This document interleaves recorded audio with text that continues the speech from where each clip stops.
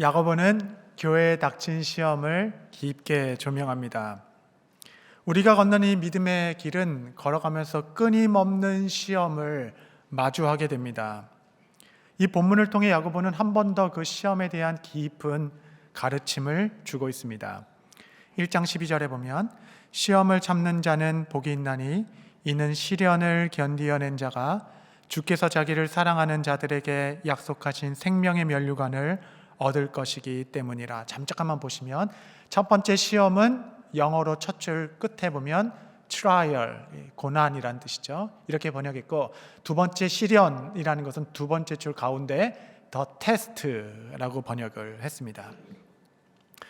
첫 번째로 시험을 trial로 번역했죠. 그것은 환난과 고난입니다.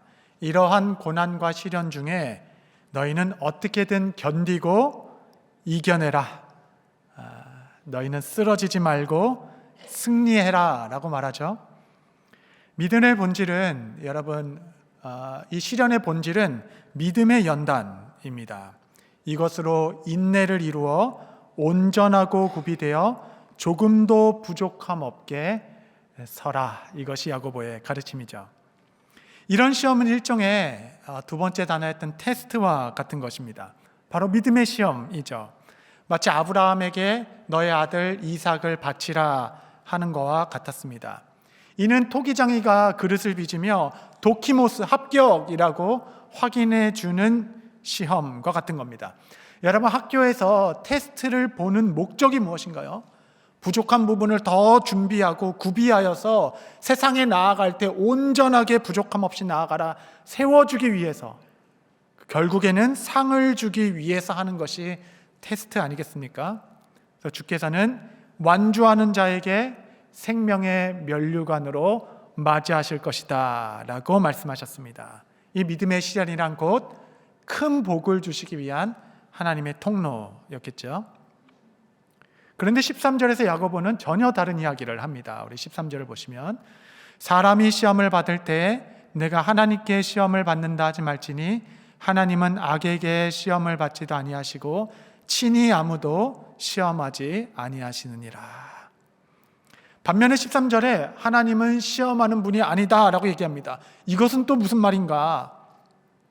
한국어로는 둘 다 시험이라고 번역했기 때문에 헷갈리지만 이곳에서 시험이라는 영어는 temptation이라 번역했습니다. 유혹이죠. 이 시험 당하는 중에 꼭 기억해라. 하나님은 결코 너희를 유혹하는 분이 아니시다라는 겁니다. 여러분, 테스트는 상을 주기 위한 연단이겠습니다. 템테이션은 멸망을 주기 위한 유혹이겠죠. 테스트는 부족한 부분을 채워주려고 하는 것이에요. 템테이션은 부족한 부분을 집요하게 공격하여 종국에는 넘어뜨리고자 하는 것이겠습니다. 이 말씀은 하나님은 결코 너희로 넘어뜨리려 하시는 분이 아니시다 라고 말씀하는 거겠죠. 근데 여러분, 여기서 반전이 있습니다. 사실은 영어 성경이 번역을 잘한 것이 아니라 같은 단어를 쓴 한국어 성경이 번역을 잘한 것입니다. 왜냐하면 12절, 13절 모두 헬라어로는 같은 단어 페이라스모스라는 시험, 같은 단어입니다.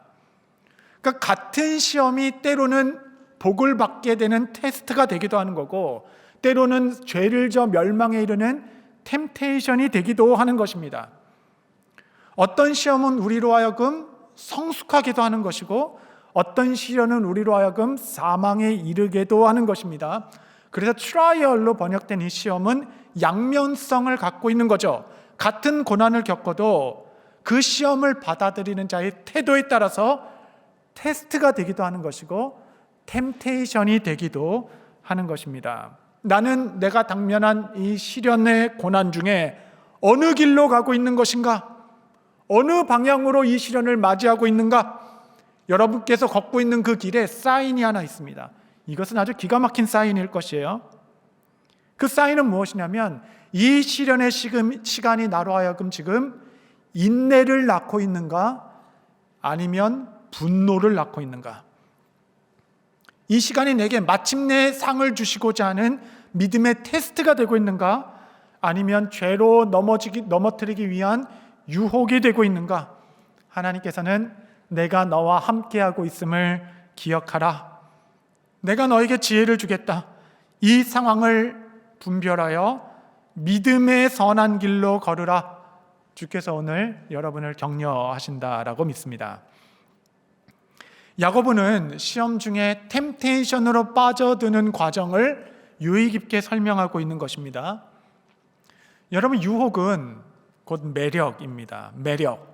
또 뒤에 보면 자기 욕심에 끌려 미혹된다라고 표현해요. 끌리는 겁니다. 끌려. 매력이 있으면 끌리게 되죠.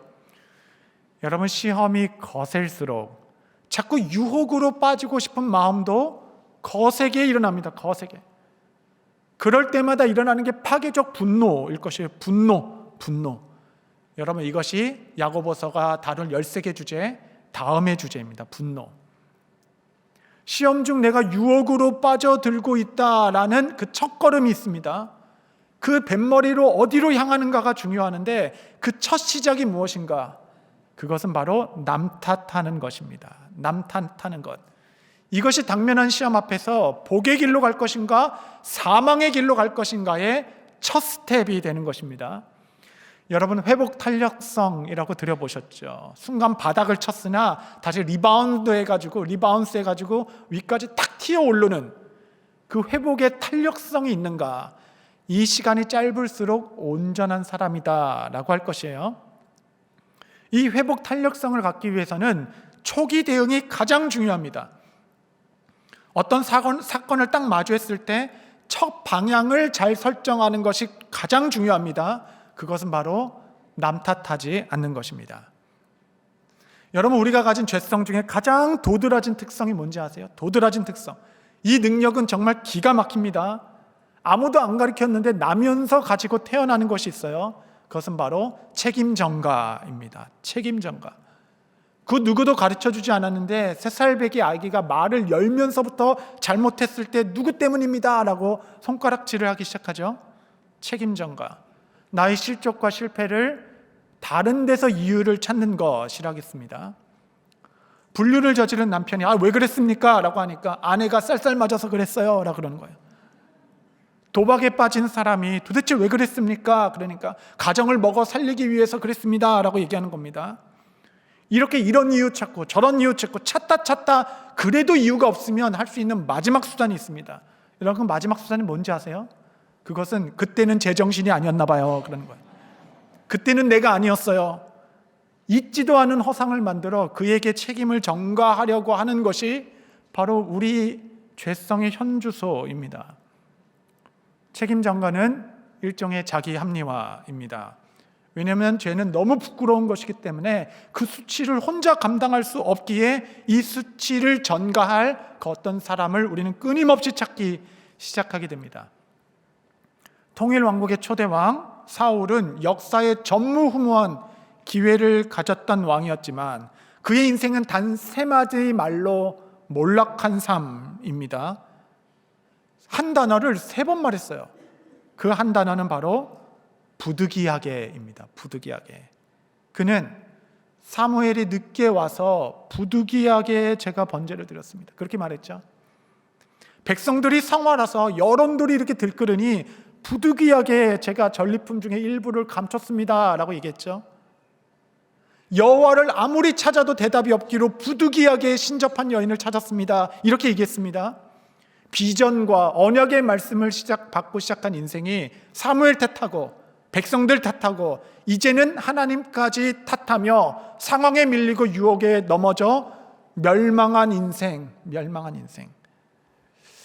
아담이 죄를 범하였을 때 제일 먼저 한 것이 바로 책임 전가였습니다. 그런데 그는 하와 때문입니다 라고 말하지 않았어요. 이게 무서운 겁니다. 그는 어떻게 말했냐면 하나님이 나와 함께하게 하신 여자 때문입니다 라고 얘기했어요. 그의 말은 교묘하게 그의 책임 전가의 칼끝은 하나님을 향하고 있습니다. 그것이 우리의 죄성입니다. 남편과 싸우다 이제는 마지막에 이뤄서 하는 기도는 하나님 도대체 왜 이 결혼을 막아주지 않았습니까? 그렇게까지 가는 게 우리 아니겠습니까? 야고보서 1장 13절 한번 다 같이 읽겠습니다. 시작. 사람이 시험을 받을 때 내가 하나님께 시험을 받는다 하지 말지니 하나님은 악에게 시험을 받지도 아니하시고 친히 아무도 시험하지 아니하시느니라. 아멘. 아멘. 하나님은 결코 우리를 유혹하여 넘어뜨리는 분이 아니십니다. 죄를 짓게 하시는 분이 아니라 죄를 이기게 하시는 분이시죠. 우리를 유혹에 걸리게 하시는 분이 아니라 시험 중에 우리를 붙잡아 주시는 분이십니다. 다윗의 광야 10년의 유랑자 생활, 그 10년은 누가 봐도 사울 때문이었지만 그는 사울 왕을 탓하지 않았습니다. 하나님의 주권을 믿고 그 시간을 감당하여 지나보냈습니다. 하나님은 그는 나의 마음에 합한 자라라고 말씀하셨죠. 누구 때문에, 상황 때문에, 시험 중에 부단히 이유를 찾고자 하는 모든 유혹에서 벗어나 남 탓하지 않는 것, 이것이 회복 탄력성의 첫 번째 스텝일 것입니다. 그러면 두 번째, 남을 탓하지 않으면 무엇을 살펴야 하는가? 여러분, 여기서부터 중요합니다. 14절 제가 읽겠습니다. 오직 각 사람이 시험을 받는 것은 자기 욕심에 끌려 미혹됨이니. 그 실족과 원망은 자기 욕심에 끌려 일어난 것이다 라고 얘기합니다. 이 14절에 중요한 단어가 있어요. 그 중요한 단어는 오직 각 사람이라는 겁니다.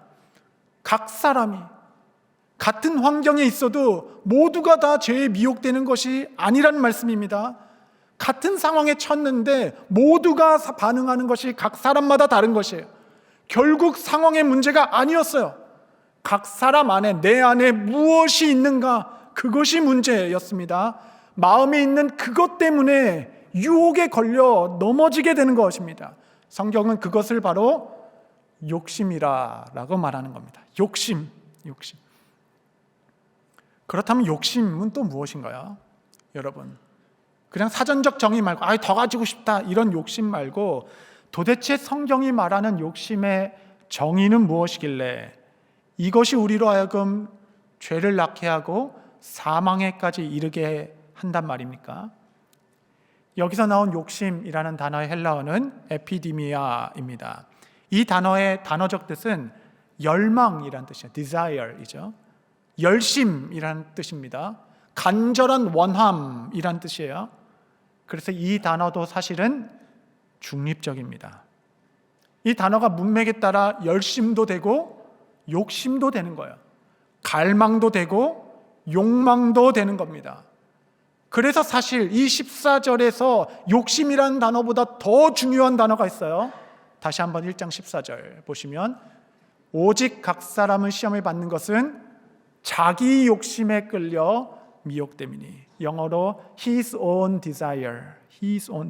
자기 욕망, 자기 열심, 내 갈망, 내 원함. 성경은 이것이 바로 욕심이다라고 정의하고 있는 것입니다. 여러분, 시험 중에 돌아봐야 합니다. 내가 이렇게 열심히 섬기고 수고하는 것이 정말 경건한 열망이었는지 자기 욕심이었는지. 둘 다 똑같이 열심을 내게 해요. 아니, 자기 열심은 이상하게 더 헌신하게 되고 더 열정적으로 섬기게 합니다.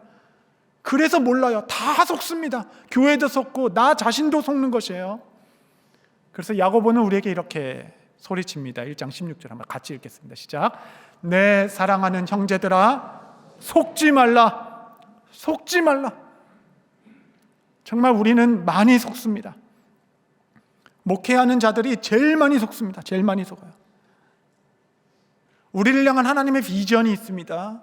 하나님의 갈망이 있지요. 그것은 예수 그리스도를 만물 위에 교회의 머리로 삼는 것, 예수 그리스도를 영화롭게 하고 그분의 이름을 높이는 것, 이거는 모든 민족, 모든 시대의 하나님의 유일한 열망이자 하나님의 소원, 우리의 비전이라 하겠습니다.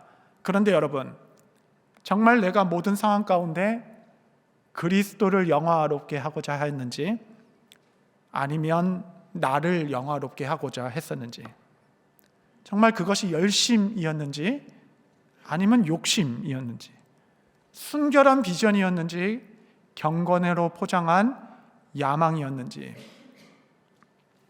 여러분, 이렇게 속이기도 쉽고 꽁꽁 감추어진 마음이 언제 드러나는지 아십니까? 언제? 바로 시련이 닥칠 때, 내 뜻이 무너질 때, 억울한 일을 당할 때, 계획이 틀어지고 내 동기가 의심받으며 인격의 모욕을 받을 때, 그때 나조차도 속고 있었던 내 속사람의 본심이 드러나게 됩니다. 주님께서는 시련 중에 그 이유의 근거를 다른 데도 찾지 말고 그 마음의 중심을 돌아보라 라는 것입니다. 왜냐하면 그것은 테스트가 되어야 하기 때문에. 모든 죄의 시작은 그리스도를 영화롭게 해야 할 자리에서 나를 영화롭게 하고자 할 때 시작되는 것이에요. 그게 바로 욕심입니다. 오늘 72명의 직분자들의 임직식이 오후에 있습니다. 임직자 여러분, 오늘 행사가 얼마나 잘 되고 얼마나 아름답게 진행되는가는 중요하지 않습니다. 제가 지난 3일간 보니까 우리 권사회에서 우리 권사님들이 정말 그 많은 음식을 준비하시나 밤낮 수고하는 그 사랑과 그 헌신을 제가 보며 감동을 받았습니다. 그럼에도 그 음식과 무슨 선물이 가장 중요한 중심이 될 수는 없겠죠. 오늘 여러분들에게 가장 중요한 것은 주께서 나를 충성되게 여기시어 이렇게 아름다운 직분을 맡겨주셨는데, 나는 직분을 받아 섬기는 동안 그리스도를 영화롭게 할 것인가, 아니면 나를 영화롭게 할 것인가. 이 물음에 대한 진지한 대답과 헌신이 오늘 임직식에 있어서 가장 중요한 순서라 하겠습니다. 열심히 주를 섬기는 중에 시련이 다가옵니다. 누구에게나 시험이 다가옵니다. 우리 중에 어떤 분은 어쩌면 하나님 해도 너무합니다. 내가 그렇게 믿음으로 살려고 애쓰고 그렇게 성실히 섬겨왔는데 정작 하나님은 아무것도 하지 않으시는 듯하고 이제 저는 진짜 지쳤습니다. 그래서 누구를 용서하는 일도 이제 그만하고 싶고, 섬기는 일도 멈추고 싶고, 누구와 함께하는 것도 그만하고 싶고, 이제 나도 대충 남들처럼 그냥 내 신행 지키며 편하게 나만 생각하며 살아가고 싶습니다. 이제 안 해도 되는 이 마음고생 멈추고 싶습니다. 정말 열심히 살며 봉사하였는데 어느새 내 안의 기쁨과 감사는 사라진 지 오래이고, 정죄와 미움 가운데 고통 중에 몸부림치다 결국 마지막에 가서 내가 내릴 수 있는 결론은 이제 안 하겠다. 이제 여기까지. 나는 이제 그만하겠습니다. 나는 할 만큼 했습니다. 네, 여러분, 정말 그럴 수 있습니다. 목회자인 저한테도 때론 이런 마음들이 수십 번씩 오가니 저는 그럴 수 있는 여러분의 삶을 정말로 이해합니다. 하지만 여러분, 그 모든 것을 포기하기 전에 한 번은 돌아보셔야죠. 한 번은. 내가 가졌던 그 열망이 누구를 위한 것이었는지, 정말 내가 그리스도를 영화롭게 하고자 했던 것인지, 아니면 나를 영화롭게 하고 싶었던 것이었는지. 이런 말하는 것이 부끄러워서 하나님의 공의, 정의 이렇게 말했지만 사실은 내가 조금 더 인정받고 싶은 것이고, 이만큼 수고했는데 그 수고를 누군가 조금 더 알아줬으면 좋겠던 것이고, 내 가치를 조금 더 인정받는 곳에서 사역하고 싶었던 것이고, 그래서 조금 더 편하고 싶고, 조금 더 대접받고 싶고, 조금 더 누리고 싶은 그런 사람이 되고 싶었던 것. 이상하게 그런 마음이 커지면 커질수록 제일 먼저 드는 생각은 항상 원망이었습니다. 정말 나의 마음이 순수하게 그리스도가 존귀케 되기를 원하셨던 것이라면, 내 수고가 조금 알아주지 않는다 하더라도, 내 인격이 조금 모욕받았다고 그 침뱉음과 벌거벗긴 채로 채찍을 맞으시고, 가장 높으신 분이 가장 겸손하게 죄 없으신 그 순결하신 분께서 고난을 받으신 그 십자가의 언덕 앞에서 그 십자가에 달리신 예수님 앞에서 어찌 나는 할 만큼 했다, 사람들이 나를 대접해 주지 않는다고 하여 나도 이제 더 이상 헌신하지 않겠다고 말하며 참을 만큼 참았으며 이쯤 했으면 됐고 나는 이제 내 마음대로 살겠다, 어찌 우리 마음 가운데 그리스도를 영화롭게 하고자 했다면 그 십자가로 가신 그리스도 앞에서 그런 말을 할 수 있겠어요? 우리가 장애 사역을 오래 섬겨오신 분과 깊은 교제를 나눈 적이 있습니다. 그분이 이렇게 말씀하시더라고요. 저라고 해서 왜 주말에 쉬고 싶지 않겠습니까? 저라고 해서 왜 아이들과 손잡고 주일에 교회 오고 싶고 주일엔 좀 안식을 누리며 가족과 함께 보내고 싶었던 마음이 왜 없었겠습니까? 그러나 분명한 것이 하나 있습니다. 그것은 하나님 나라, 새하늘과 새 땅에서는 모든 장애가 극복될 것이고 우리가 온전히 만나 이 땅에서 못 나눈 대화를 그때 다시 나누게 될 터인데, 내가 그날 우리 멤버들에게 듣고 싶은 말이 있습니다. 그 말은 끝까지 저를 포기하지 않아 주셔서 감사합니다. 그날의 비전이 있기에 저는 오늘도 이 섬김을 계속합니다. 이 비전이 있기 때문에 멈출 수 없는 것입니다. 성도 여러분, 비전이 크면 견디는 것이에요.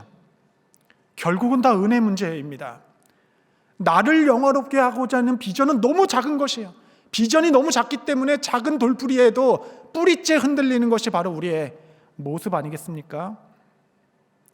내 뜻에 좌절될 때도 있고 길도 막히고 때론 모욕도 받고 오해도 받을 수 있지만 우리가 품은 그리스도를 영화롭게 한다는 이 비전이 결코 작은 것이 아니기에 힘겹지 않은 것은 아니나 나는 주를 섬기는 일을 멈출 수 없습니다.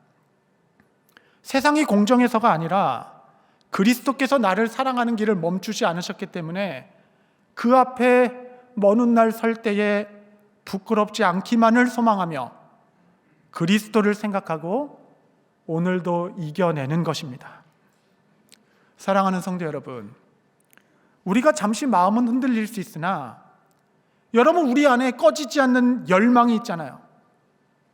예수님을 영접하는 그때부터 정말 우리 속에 꺼지지 않는 불과 같은 것이 들어온 듯합니다. 주를 섬기며 살아가는 것은 분명히 힘든 일이나 이제는 그렇다고 해서 그렇게 안 살 수도 없습니다. 왜냐하면 우리 안에 그리스도의 심장이 있기 때문에. 여러분, 우리 안에 간절한 소망이 심겨졌잖아요. 예수님을 사랑하고 예수님처럼 살아가고 싶은 마음. 저는 오늘 72명의 임직자들과 함께 우리 뉴저지 초대교회가 다 같이 그 첫 마음을 회복하자라고 말씀드리는 겁니다. 나의 흐트러진 마음을 다잡고 이 짧은 인생 사는 동안 예수님처럼 살아갈 수 있기를. 마태복음 5장 10절에서 12절 보시면 의를 위하여 박해를 받은 자는 복이 있나니 천국이 그들의 것임이라. 나로 말미암아 너희를 욕하고 박해하고 거짓으로 너희를 거슬러 모든 악한 말을 할 때에는 너희에게 복이 있나니 기뻐하고 즐거워하라. 하늘에서 너희의 상이 큼이라. 너희 전에 있던 선지자들도 이같이 박해하였느니라. 여러분, 내 인생의 단 한순간만이라도 내 이름을 위해서가 아니라 예수님의 이름을 위해서 박해받고 고난받는 영광이 내게도 있을 수 있을까? 예수님의 그 이름 때문에 고난받는 중에도 기뻐할 수 있는 믿음이 내 한순간이라도 가질 수 있을까? 여러분, 이 말씀은 무슨 탈레반에게 여러분이 모든 납치당해서 막 고문당하는 여러분, 이런 일은 여러분 인생에 없습니다. 없어요. 거의 없습니다. 이 말씀은 시련 중에 고난받을 때 내가 누구 때문에 이 모욕의 시간을 견뎌내겠는가? 내가 누구 때문에 이 시련 가운데서도 기뻐하겠는가? 내가 누구의 이름 때문에 이 섬김의 길을 멈추지 아니하고 계속 걷는 것인가? 주께서는 주의 이름 때문에 이 땅에서 고난받는 자를 복이 있다라고 말씀하셨습니다. 여기서 끝이 아닙니다. 하나 더 있어요. 세 번째 스텝이 있는 것입니다. 그것은 하나님을 붙드는 것이죠. 야고보서 1장 17절 한번 다 같이 읽겠습니다. 시작. 온갖 좋은 은사와 온전한 선물이 다 위로부터